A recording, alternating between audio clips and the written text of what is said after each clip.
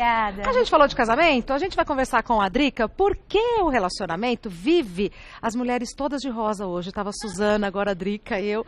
Os relacionamentos vivem uma fase de conto de fadas, não é isso? Tudo bom, Rê? Como vai, meu amor? Todas de rosa hoje, eu não percebi é também. Olha coisa, que louco sintonia. isso, né? Sintonia. Existe uma fase de conto de fadas? Existe. Eu quero fazer um paralelo hoje. Já vou aqui. mostrar seu livro. Mostra. Faça o paralelo. Porque os contos de fadas, as pessoas acham que eles acontecem só nos desenhos, nos filmes, mas Na isso Disney. mexe na Disney. Mas na verdade isso mexe muito com o nosso inconsciente, com o inconsciente coletivo, e ele acaba se repetindo nos relacionamentos atuais, só que disfarçados. Então eu fiz um paralelo entre os casais célebres da história. Ai, que legal, Drica. Com os relacionamentos de hoje em dia que podem estar acontecendo, os romances, contos de fadas. Então conta pra gente, que eu já Vou tô curiosa. contar. Aí eu quero fazer um paralelo primeiro com as 3 fases. Eu vou explicar o que significa essas 3 Ótimo. fases, porque o conto de fadas, na verdade, ele não passa da primeira fase. Ele morre na primeira fase. Sabe aquela coisa de gente que atinge o sucesso, o auge da carreira e aí falece? Você tem Marilyn Monroe, Ayrton Senna, James Joplin, Jimi Hendrix. Jim Morrison, tanta gente. Então, é um sucesso avassalador. E depois morre. E depois a morte. Então, E o que isso tem a ver com o relacionamento, Drica? Muito, porque é assim que acontece nos contos de fadas. Ele atinge um ápice, que é a fase de encantamento, mas ele morre antes de passar para a segunda fase, onde vão acontecer os problemas, os desafios e também o aprendizado. Perfeito. Então fica aquela eternização do amor, vira um mito na vida da pessoa. E uma maldição, porque vai passar? Vai passar. Então eu trouxe um paralelo, eu até peguei essas pulseiras para a gente fazer um desenho ali, legal. que legal, né? Então a gente tem 3 fases do relacionamento. A primeira, que é o conto de fadas, ela é quando você conhece uma pessoa e se apaixona e há uma fusão de almas aqui, né? Então tudo no outro encanta. Aqueles pequenos defeitos que no futuro vão te incomodar, você acha bonitinho, vai falar, isso vai passar, a pessoa vai mudar. Tudo na pessoa é o máximo, você não enxerga nada, está na fase de encantamentos. Então existe isso essa é normal fusão. e natural. É natural, Tá. Todo mundo passa por isso. Então, principalmente na adolescência, no começo da vida adulta. Então, essa fusão na primeira fase, onde não se enxerga muito nada, né? Nessa fase é onde também vão acontecer os contos de fadas, com um fator que agrega, que é o fator externo, que pode ser auxiliado por uma pessoa ou uma situação. É um fator externo que vai se opor a essa relação e vai fazer com que eles se unam, o casal se una ainda mais e se fortaleça. Sabe Não quando... entendi. Não entendeu, vou explicar. Então imagina o Brasil sendo atacado por um país externo. Tá. Nós temos muitos problemas no Brasil, inclusive políticos, né? Sociais, econômicos. Tá. E aí o que vai acontecer? Esses problemas vão ser diminuídos, redimidos, porque o país, as pessoas Tem um problema vão se unir, maior para resolver. Tem um problema maior para resolver. Que é a invasão. É invasão. Mas no relacionamento? Então, no relacionamento conto de fadas, ele vai que é dessa primeira fase, todo relacionamento conto de fadas, e hoje eu trouxe 5 exemplos, cada um vai sofrer uma influência externa diferente. E aí o pessoal de casa vai saber, puxa, eu já vivi isso. A minha sogra, uma amiga. Isso, a enteada, a família, diferença de classe social, racial, religiosa. Então, todos esses fatores externos vão colaborar para que essas 2 pessoas fiquem lutando com aquelas espadas para se defender dos outros e não se enxerguem. E se fortaleça como casal, como fusão. Que aí é a segunda fase. Agora eu entendi perfeitamente. Aí, vamos para a segunda fase. Nessa segunda fase, quando passa o conto de fadas, o que acontece? As pessoas vão se distanciar. Porque antes só existia o nós. Tudo era vamos fazer todo mundo junto, eu quero ir no supermercado, eu vou junto, eu vou no shopping, eu quero ir junto, todo mundo quer fazer tudo junto. Na segunda fase, tudo que você achava bonitinho no outro, aí passa a te incomodar. Então vocês vão estar unidos, lado a lado, mas enxergando as diferenças. Aí fala, mas tudo nessa pessoa me irrita, tá cheio de defeito, deixa a toalha em cima da mesa, ela tá sempre atrasada, tudo começa a te incomodar. Ele é chato, só quer ir ao cinema. Ele é chato, só fica vendo futebol. Tá. E aí você fala, isso aqui não vai dar certo. Isso acontece muito nos dias de hoje, que estamos em relacionamentos muito imediatistas, né? Esse negócio da fila anda, então. A pessoa não tem paciência para passar para a terceira fase. Na segunda ela já desiste. Fala, não, é muito diferente de mim, não vale a pena eu investir. Mas vale a pena insistir se você já está vendo as diferenças, Drica? Então, porque se a pessoa não mexe com alguma coisa estrutural sua, que é isso eu ensino no livro, os seus valores próprios, a sua individualidade, vale a pena investir. Porque se você não investir, você vai largar aquela pessoa e vai atrair uma parecida ou pior. Porque aquele problema tem que ser resolvido. Tá. O outro, na verdade, nessa segunda fase, ele vai ser exatamente um espelho de você. Então, o que eu critico nele está em mim. Está em você. Se você se tornou uma pessoa ciumenta, possessiva, insegura, são defeitos seus que têm que ser corrigidos através desse espelho que a outra pessoa só está funcionando para te espelhar. Tá.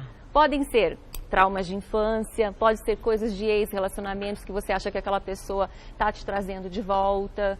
E isso é a coisa mais importante do relacionamento, porque o outro te traz a oportunidade de você aprender. Exato. E melhorar. Então essa é a segunda fase. Essa é a segunda fase. A terceira fase, quando isso passa e você investe, você começa a entrar em harmonia. Ah, gostoso. Ah, deixa eu só fazer um adendo. Faça. Nessa segunda fase, onde as pessoas estão lado a lado, elas também podem estar um em cima do outro. Sabe aquele relacionamento onde um compete com o outro? É como se tivesse duas pilhas, positivo com positivo. E eles são líderes, sabe? Aquela coisa de alfa, personalidade alfa. Então, um compete com o outro e ele quer abafar o outro, vampirizar a energia do outro. Então, um cresce e o outro fica sugado. Mas esse relacionamento vale a pena investir? Pode ser bem Não, sucedido? tudo isso acontece na segunda fase. Acontece. Na segunda fase. Olha É só. uma fase de evolução e crescimento para se adaptar a essas duas energias. Tá. E pode acontecer o contrário, a repulsa, negativo com negativo, onde há indiferença. A pessoa desiste da outra, não se preocupa mais, não pergunta mais nada, não está nem aí para você. Então tem aquela indiferença. Então isso também pode acontecer na segunda fase. Tá. Se você está passando em casa por isso, abra os olhos. E a terceira fase é a fase da harmonia, onde a comunicação é mais harmônica e você reconhece que exatamente as diferenças do outro vão contribuir e te complementar no que você precisa.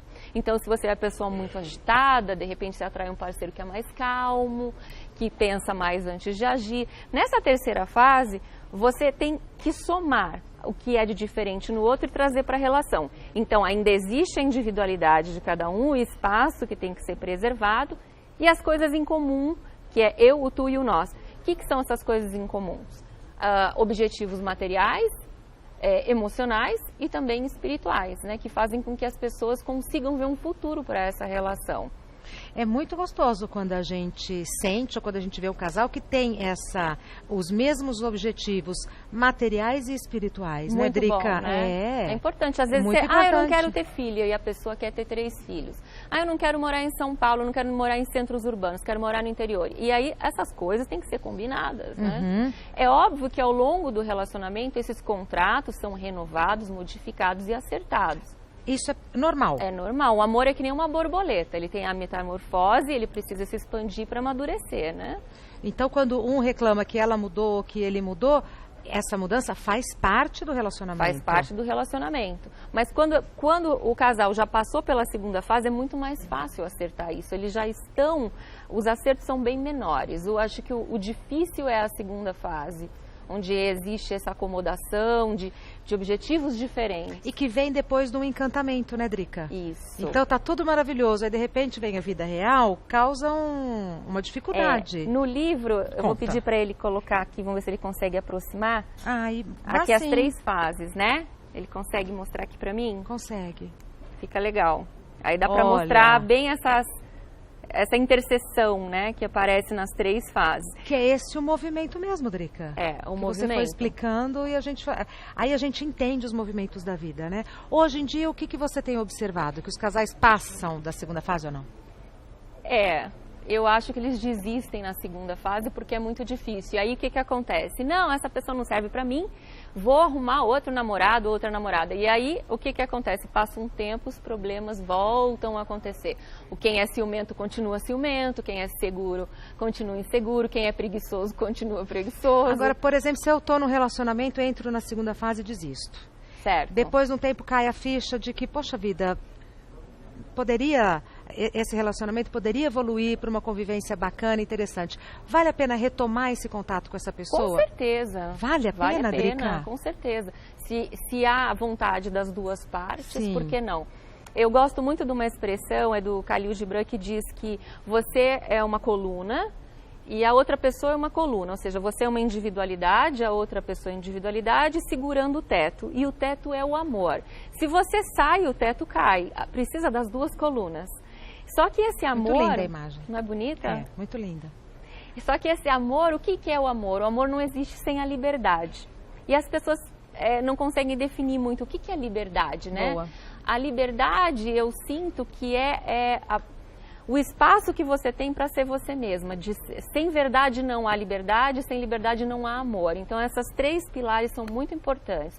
Você ser verdadeiro com você, ser você mesmo, não se corromper pelo outro para entrar na relação e se flexibilizar tanto, preservar a sua individualidade e dar o espaço para outra pessoa ser ela mesma. Isso, Drica, também é um outro desafio, né? Você não ceder muito, não se flexibilizar tanto, porque você pode deixar de ser você em função do relacionamento. Isso, aí naquela segunda fase vai ser o seguinte, um personagem se relacionando com outro personagem, aí a casa Como cai. assim? Ah, tá. Né? Porque você está vendendo um personagem, você não está sendo você mesmo, então não tem como, não é real. Uma hora cai e não vai passar para a terceira fase. Então vale a pena falar a verdade, o que eu quero, o que eu não Sim. quero, o que eu sinto, o que eu não sinto. Sim, porque senão é perda de tempo. Uma hora a máscara cai, não era aquilo que você estava buscando, você vendeu um personagem para a pessoa, ela vai se decepcionar, né? Tá.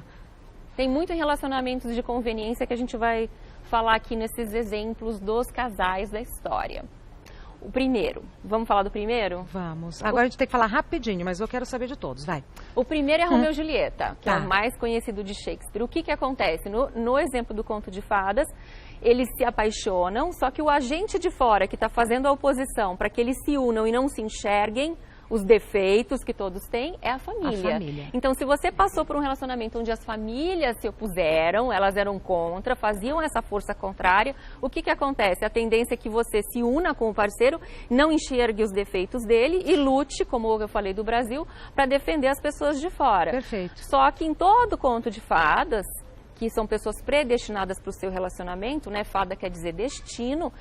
Essas pessoas ou morrem no final da história, ou trágico. É trágico. Todo conto de fadas é trágico. Tá. Então, o que a gente vê na Disney, né, nessas coisas de novela, a gente não vê a segunda fase, para na primeira. Acabou. E foram felizes para sempre, só que não mostram depois. Tá. Outro casal. Outro casal, vamos lá, Bentinho e Capitu, para a gente voltar para o Brasil, Machado de Assis. Machado de Assis. Isso. Aí o agente de fora dessas duas pessoas que se gostam é o ciúmes do Bentinho, né? Que acha, é imaginário esse ciúme, nada foi provado, que o amigo Escobar tenha tido um relacionamento com a Capitu e um filho com ela. Ele nunca consegue provar isso na história. Então, o que é esse triângulo amoroso? Tem casais que sempre atraem pessoas que estão num triângulo amoroso. Sempre tem o terceiro elemento da história. Para perturbar. Para perturbar e fortalecer a relação. Tá. Porque a pessoa fica focada em defender o de fora novamente e não enxerga o de dentro. Pode ser a sogra, o enteado, uma amante. Esse triângulo amoroso é formado como agente do conto de fadas. No caso de Bento e Capitu também, ela morreu e ele ficou louco, né? Se isolou do mundo. Sem ter certeza de nada, Sem do que aconteceu ou não aconteceu. Loucura da cabeça da pessoa. Terceiro exemplo, muito legal. Muito legais os exemplos que você trouxe. Gostou? Gostei. Tristão e Isolda. Eita. O Tristão era um cara super simples, um cavaleiro, e ia buscar Isolda, que era prometida para o seu tio, né? O tio que era rico e tal. No caminho de volta, a noiva se apaixonou por Tristão, eles se apaixonaram. Só que por conta da sociedade, conveniência das coisas, de status social, esse casamento, que era um casamento prometido, não poderia ser desfeito. E muitas vezes, no dia de hoje, você vê casamentos por conveniência, por status social, por razões financeiras, de segurança. Outros motivos que não o amor. Que não o amor. Falsa segurança. Boa, Drica. Exatamente. E os dois morrem na história, Tristão e Isolda, de tristeza, né? Depressão mesmo, por não ficarem juntos. Abelardo e Heloísa. Esse é um casal de verdade que aconteceu no século XII em Paris, né? O túmulo deles está lá até hoje. Então, o que era Abelardo e Heloísa? Abelardo era um professor que foi contratado pelo tio da Heloísa para dar aula para ela. Naquela época, no século XII, a igreja detinha o poder intelectual, só a igreja que sabia, né, que a literatura. Então, ele era ligado à igreja e veio dar aula para Heloísa. Só que eles se apaixonaram. Tiveram um romance escondido, tiveram um filho, até que o tio descobriu o que estava acontecendo. Mandou castrar o Abelardo, ele foi virar monge e ela num convento. Então, o que acontece hoje em dia nesses contos de fadas de Abelardo e Heloísa? A diferença de idade sendo um fator de oposição e fortalecedor do relacionamento, as diferenças raciais, que a gente vê muito hoje falando, né, na mídia, e as diferenças religiosas, porque às vezes os casais não ficam juntos porque tem religiões diferentes, a família não aceita, né? Então, é esse agente opositor. Tá. E como que eles acabaram? Abelardo e Heloísa, eles trocaram cartas até o final da vida. Ele ficou num convento e não se encontraram mais. Não, morreram. Olha que triste. Faltou um. Conte.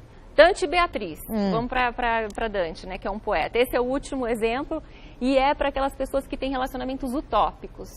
Dante conheceu Beatriz aos 9 anos, se apaixonou por ela, mas nunca teve contato. Moraram em cidades diferentes, cada um casou e teve sua família, mas ele nunca esqueceu Beatriz, ficou na imaginação. Então, o agente opositor dessa relacionamento fictício... é a idealização. Idealização. E muita gente acha, fica platonizando, não, porque aquele chefe, ou um cara que é casado, ou uma mulher que é casada, não, porque eu sou apaixonada. São relacionamentos impulsíveis, onde não tem a mínima chance de acontecer. Isso acontece na cabeça da pessoa. E o pior, aquela pessoa que espera o cara do passado, que vai voltar. Então, fica a idealização do relacionamento perfeito. E é um conto de fadas, então são 5 exemplos de conto de fadas. E muito legal para a gente se analisar e ver, porque eu acho que a gente passa pelos 5 exemplos em fases diferentes da vida, Pode né, ser? Drica? A hora que você foi falando, eu fiquei me identificando em algum momento da vida, imagino que as pessoas de casa também. Drica Riel tem um site que é dricariel.com, o telefone dela é 947 577374, 947 577374, pode mandar mensaginha pro YouTube e pode mandar mensaginha pelo WhatsApp e no YouTube e no Instagram. Drica Riel, Drica com 2 Cs, Drica Riel. E esse livro, o Livro Secreto do Amor, um guia completo, é pra gente ler, reler, ter como cabeceira olhando assim. Esse que eu falei do conto de fadas é um dos capítulos que chama Depois do Felizes para Sempre do livro. Que lindo. Eu queria ler um poema para acabar, posso? Vai. Pode. Ai, é muito fofo. Drica Riel. Então, olha só que legal. Amar não é deixar de ser e desaparecer para o outro crescer. Amar não é ceder por temer que o outro possa não te querer. Amar não é sofrer e esquecer o passado sem nada aprender. Amar não é morrer por ter no outro sua única razão de viver. Maravilhoso. Maravilhoso. Muito obrigada. Deixa eu te dar um abraço. Tão gostoso. Linda de rosa. Você também. Obrigada, viu? Isso é conversa para horas, né? Não é? Falei conversa pra caramba, horas. obrigada pelo espaço. Falou o que a gente precisava ouvir. Muito obrigada, viu, Drica? Você é muito generosa. Você que é.